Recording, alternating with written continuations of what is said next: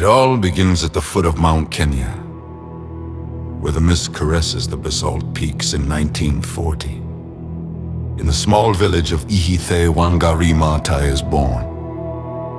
At that time, the earth is a generous mother.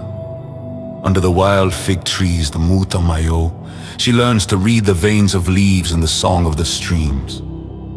It is a childhood of red earth and sacred respect for all living things. Brilliant, she flies to the United States in 1960. She studies life under the microscope and becomes, in 1964, the first woman in East Africa to earn a doctorate.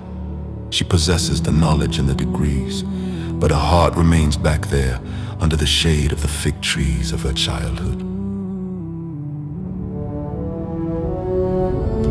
When she returns home, the silence is terrifying. The Kenya of her youth has been disfigured. The sacred forests have been cleared for profit, for tea and coffee, money that cannot be eaten. In the villages, women walk for days just to find a meager piece of firewood. The streams have turned to mud.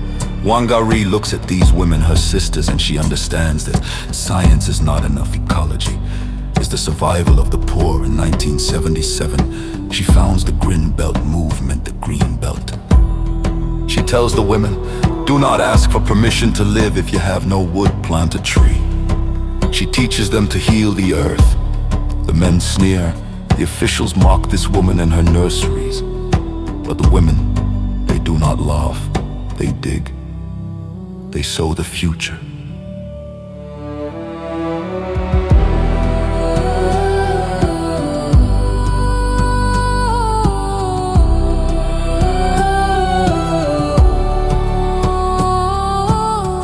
Planting a tree has become an act of rebellion. The regime of President Arap Moi begins to tremble before these women who think for themselves. Wangari becomes the thorn in the side of the corrupt. In 1989, she stands alone against a massive skyscraper in the heart of Uhuru Park in Nairobi. They insult her, they call her a mad woman, they throw her in prison. But every blow of the baton makes a new forest grow in the minds of the people. In 1999, she saves the Karura forest against developers armed with axes. She stands there, brave before the bulldozers, with only a cedar seedling as her weapon. She says, you can shoot my body, but you will never shoot the future. She never bends. Finally, the world hears the crash of the trees being saved. In 2004, the phone rings from Norway. The Nobel Peace Prize is awarded to Wangari Maathai. It is a shockwave. For the first time, the world recognizes that peace is impossible on a barren earth. She becomes Mama Miti, the mother of trees. Her smile, textured like bark and fresh like sap, lights up the globe. She never forgets Ihithe. 50 million trees later, she has restored dignity to thousands of women. They now walk with their heads held high. In the shade of the forest they raised with their own hands.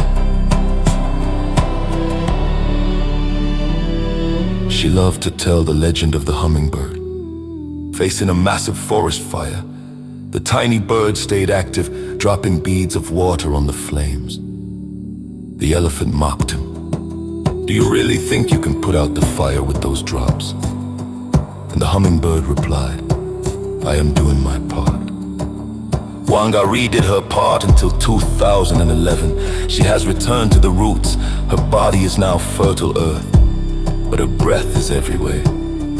Listen to the wind in the leaves of Karura. It is not just wind. It is her voice. She left us a key, a testament of courage. Do not look at the desert and cry. Take a seat. Do your part. Plant hope.